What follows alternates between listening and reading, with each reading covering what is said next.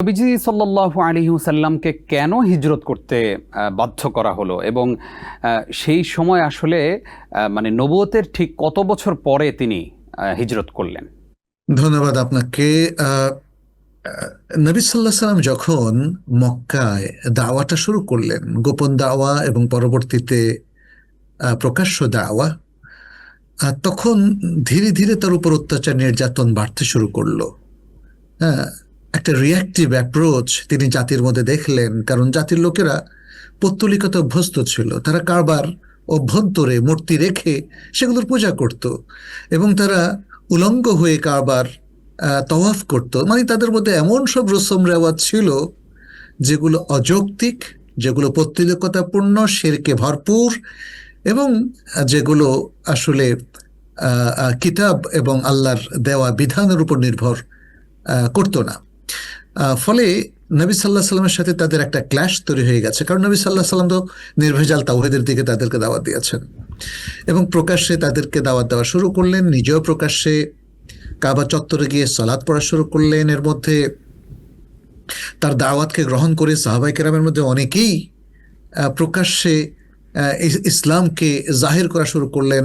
আবু যার আল গিফারি রাদিয়াল্লাহু তাআলা আনহু, বিশেষ করে ওমর ইবনুল খাত্তাব রাদিয়াল্লাহু তাআলা আনহু, তিনি ছিলেন অত্যন্ত ব্যক্তিত্ব সম্পন্ন একজন ব্যক্তি আরবের সেই মক্কা নগরীতে, এবং অকুতুভয় এক বীর সেনানী ছিলেন তিনি।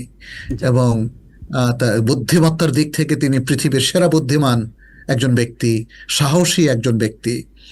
এমন একজন ব্যক্তিত্ব সম্পন্ন যোগ্য ব্যক্তি যখন ইসলাম গ্রহণ করলেন, তিনি কিন্তু কাবা চত্বরে চলে আসলেন। ফলে একটা ক্ল্যাশ তৈরি হয়ে গেল। এই যে ক্ল্যাশ একের পর এক চলতে থাকে, আমি একটু সংক্ষেপ করছি। আমরা দেখতে পাচ্ছি যে এই ক্ল্যাশ যখন তৈরি হয়ে গেল, তখন নবী সাল্লাল্লাহু আলাইহি ওয়াসাল্লামের উপর তাদের অত্যাচার বেড়ে গেল, তাকে কষ্ট দেওয়া শুরু করলো। কাবা চত্বরে, যেটা একটা পবিত্র হারাম, সবার কাছে গৃহীত, এখানে কেউ কাউকে অত্যাচার করে না, কিন্তু দেখা গেল নবী সাল্লাল্লাহু আলাইহি ওয়াসাল্লাম একবার কাবা চত্বরে সালাত পড়ছিলেন, আবু জাহেল এবং অন্যরা এসে তার উপর উটের নাড়ি ভুড়ি এবং উচ্ছিষ্ট চাপিয়ে দিল। তখন ফাতেমা রাদিয়াল্লাহু তাআলা আনহা দৌড়ে আসলেন খবর পেয়ে, এবং তাকে তার উপর থেকে সে কষ্টদায়ক বস্তুগুলো সরিয়ে দিলেন। এভাবে একের পর এক নবী সাল্লাল্লাহু আলাইহি ওয়াসাল্লামের উপর যখন অত্যাচার শুরু হলো, এমনকি তারা তাকে মাজনুন বলা, তাকে শায়ের বলা বলে তাকে কষ্ট দিত, অর্থাৎ তার নবুয়তকে অস্বীকার করত, এবং পরিশেষে তারা তাকে হত্যা করার জন্য চূড়ান্ত সিদ্ধান্ত নিল। এর আগেও আমরা জানি শায়বা আবি তালেবে তাকে এবং বনু হাশেমের লোকদেরকে অন্তরীণ করে যে কি যে কষ্ট দিয়েছিল। ফলে ধীরে ধীরে মক্কায় থাকাটা তার জন্য কঠিন হয়ে পড়ছিল, কিন্তু তারপরেও তিনি মক্কা থেকে বের হওয়ার কোনো চিন্তা করেননি, কারণ তিনি ওহির অপেক্ষা করছিলেন। আল্লাহ সুবহানাহু ওয়া তাআলার পক্ষ থেকে পারমিশনের জন্য তিনি অপেক্ষা করছিলেন, কারণ পারমিশন ছাড়া তো তিনি এই নগরী ত্যাগ করবেন না। যত অত্যাচারী হোক, এমনকি তাকে যদি হত্যাও করা হয়, তবুও তিনি আল্লাহর নির্দেশ ছাড়া এখান থেকে বের হবেন না। পাশাপাশি আমরা দেখি যে এখানে বিভিন্ন ধরনের মানে রাজনৈতিক ইস্যু তৈরি হচ্ছে। একদিকে যেমন মক্কা অশান্ত হয়ে উঠছে, মুসলিমদের জন্য কঠিন হয়ে পড়ছে, অন্যদিকে রাজনৈতিক আরও কিছু ইস্যু ছিল মদিনার সাথে।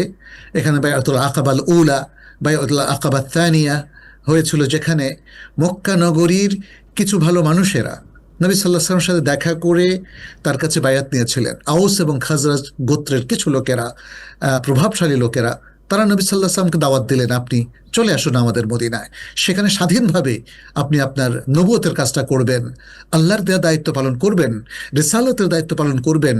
আপনি এই মদিনাকে এবং মদিনার আশপাশকে, সারা বিশ্বকে আপনি আলোকিত করবেন। সে আহ্বান জানানোর পরে নবী সাল্লাল্লাহু আলাইহি ওয়াসাল্লামের জন্য মদিনা হিজরতের একটা পটভূমি তৈরি হয়ে গেল। ফলে তিনি আল্লাহর চূড়ান্ত নির্দেশ যখন পেলেন নবুয়তের 13তম বর্ষে, তখন তিনি হিজরতের জন্য প্রস্তুতি নিলেন।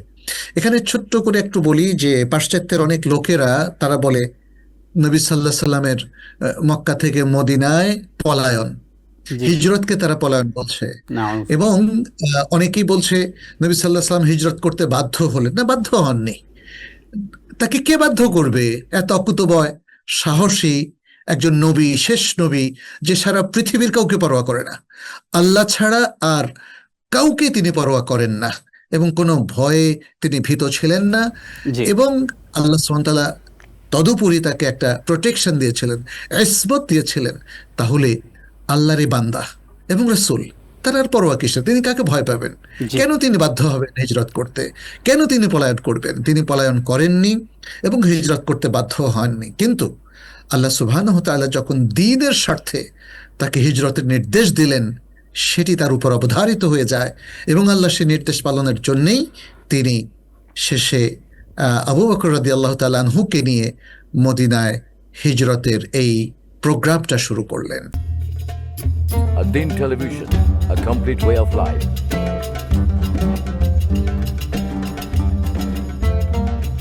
প্রিয় দর্শক, ধন্যবাদ ad-Din-এর সাথে থাকার জন্য।